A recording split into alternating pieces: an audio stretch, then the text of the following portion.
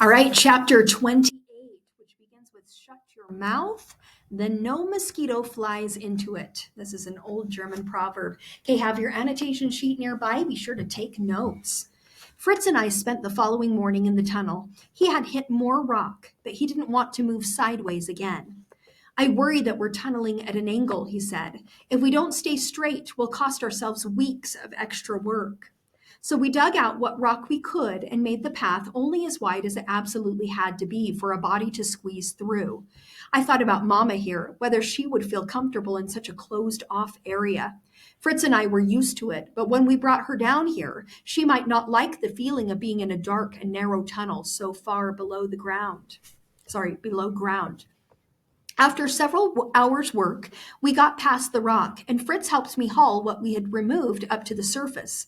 I was reluctant to use the wheelbarrow again. It had been such a close call with Officer Mueller yesterday, but I wouldn't be able to get the rocks outside otherwise. Top of page 183.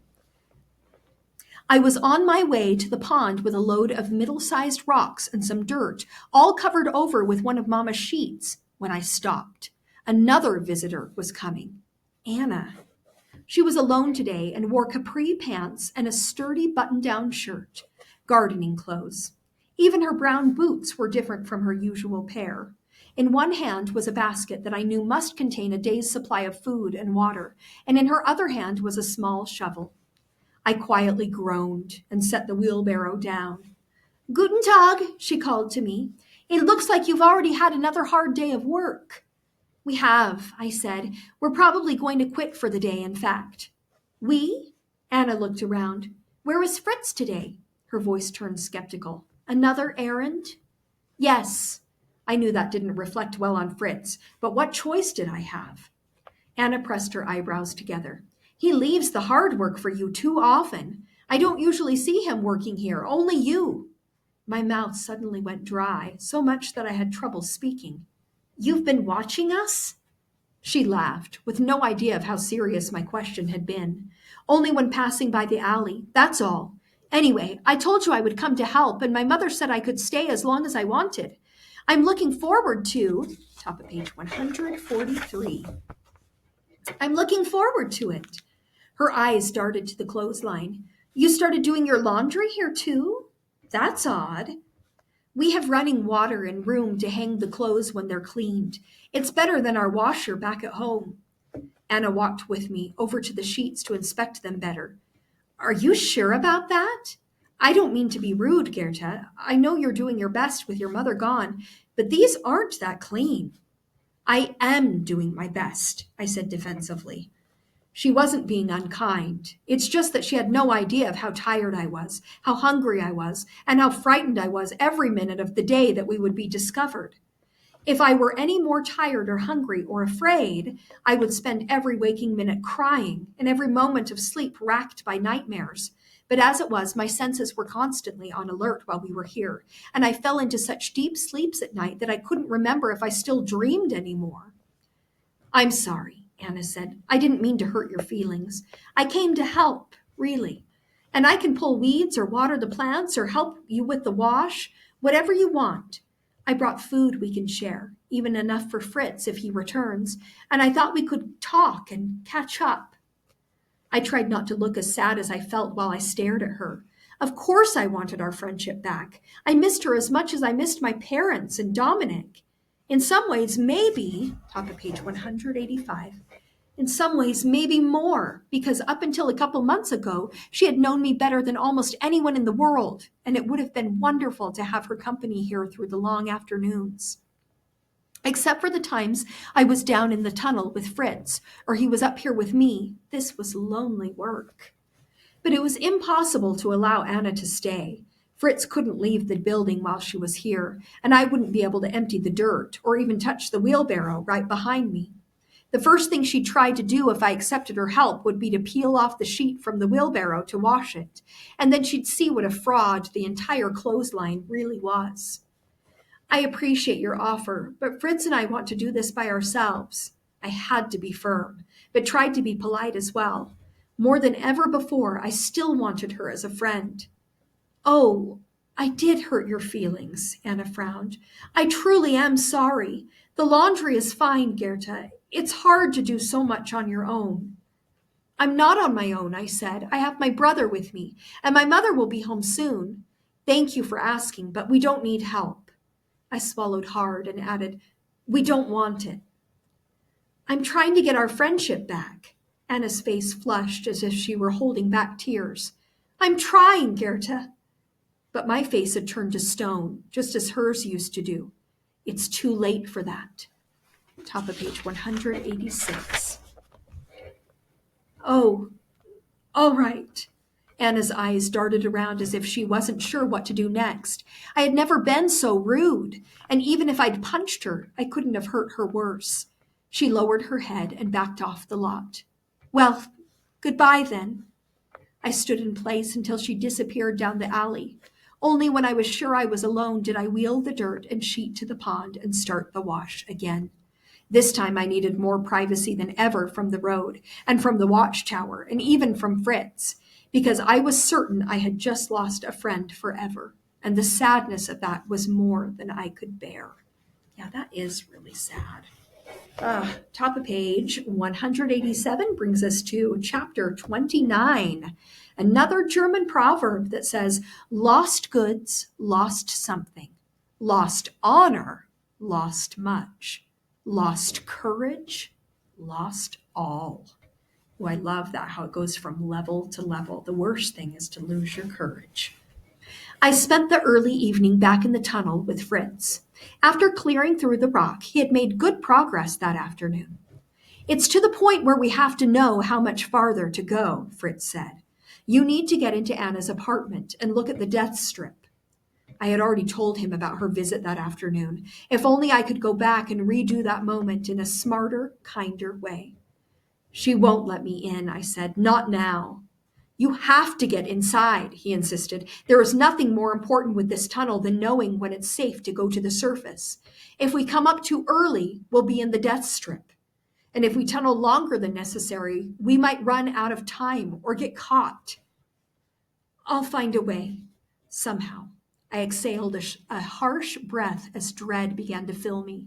It was bad enough for me to use our, top of page 188, it was bad enough for me to use our friendship for such a dangerous reason, but the friendship was obviously over, and getting into her apartment now would be a product of lies and manipulation. On the few nights when I didn't crash into my bed asleep, I prayed that God would forgive me for all the lies I'd had to tell on our path to freedom. Fritz said he didn't pray for forgiveness because he didn't consider those lies a sin. He believed it was wrong to lie, but not as wrong as keeping us trapped behind a concrete wall. He said that instead, he prayed for all those people who were forced to serve a country they didn't believe in. Good people who held guns against us through no fault of their own. What about the people who want to hold up those guns? I asked. I don't pray for them, he said. I can't.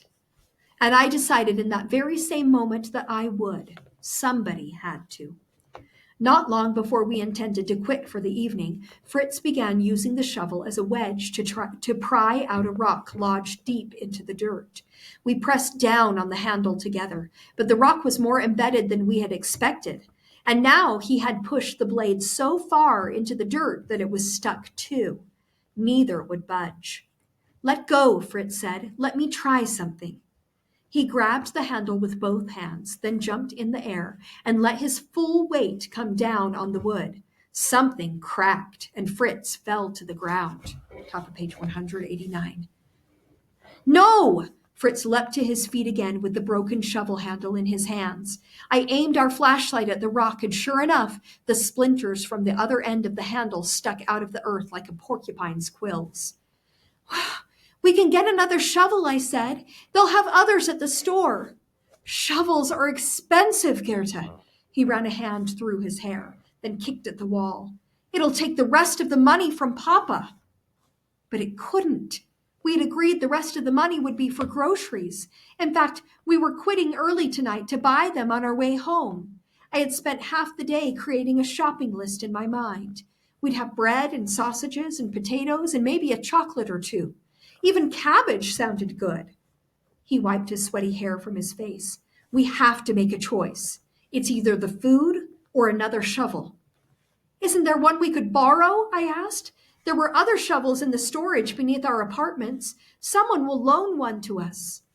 Once we're gone, the Stasi will look at everyone who might have been involved. If we borrow someone's shovel, the Stasi will say they helped us escape. What if we steal one? I spoke the words quietly, almost hoping he wouldn't hear them. But he did. He turned to me with his eyes wide. Are you suggesting that, Goethe? Top of page 190. I had stolen the pulley, though I didn't really consider that a crime, since it clearly hadn't been used in years and didn't appear to belong to anyone. But to steal a shovel from our own building, that was different. It was wrong, and I knew it. The question was whether I could live with it. How many laws have we broken already? I asked him. We've lied to the state and to the police and to nearly everyone we've spoken to in the last month. You said yourself that isn't wrong, not for this tunnel. We accepted the hand tools and seeds to work on a garden we have no intention of harvesting. Worst of all, we are right now sitting directly below the death strip.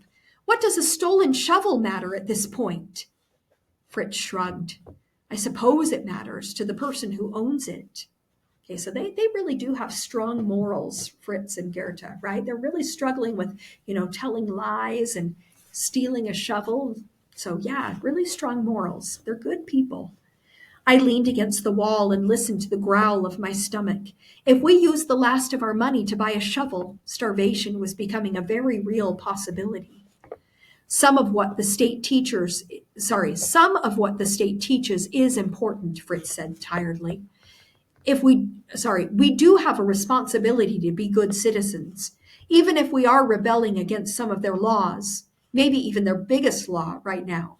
That doesn't mean we can rebel against everything that is right. They are also telling the truth when they say there are people in the West who will take advantage of others for their own profit. Some people use capitalism to help themselves and let the rest suffer for it.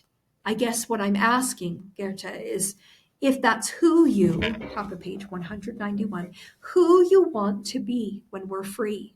Are you willing to sacrifice other people if it means you can get ahead? I closed my eyes and let only a single tear escape the corner. No, I mumbled. No, of course not. So we wouldn't steal the shovel, and the rest of Papa's money would buy a new one, and we'd pray that it held together until the tunnel was completed. I was still hungry, though, really hungry. I just didn't say it. There we sat for some time, mourning the loss of the shovel and collecting our strength to go home to an empty apartment with empty cupboards. Filthy, exhausted, and alone. No, not alone. Footsteps had just landed on the floor of the air raid shelter. I was sure of it. Fritz heard it too. We got to our feet and he pressed me behind him, then held out the broken shovel handle as a weapon. Whoever was on the other end had a flashlight. We saw glimpses of the light as it bounced from one wall to another.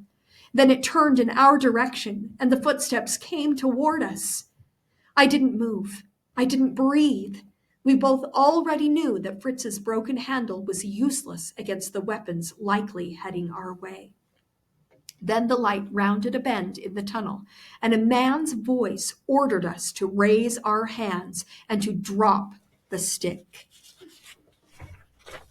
Top of page 192. His light shone directly in our faces, preventing us from seeing who he was. But it didn't matter. I recognized the voice from yesterday. So, the Low children are doing something far more than gardening. Officer Mueller lowered his flashlight, allowing us to see his face, cast in hard angles of light and dark shadow. In his other hand, a glint of metal was reflected. His gun. Even this far below ground, I'm sure you know where you are right now. The death strip.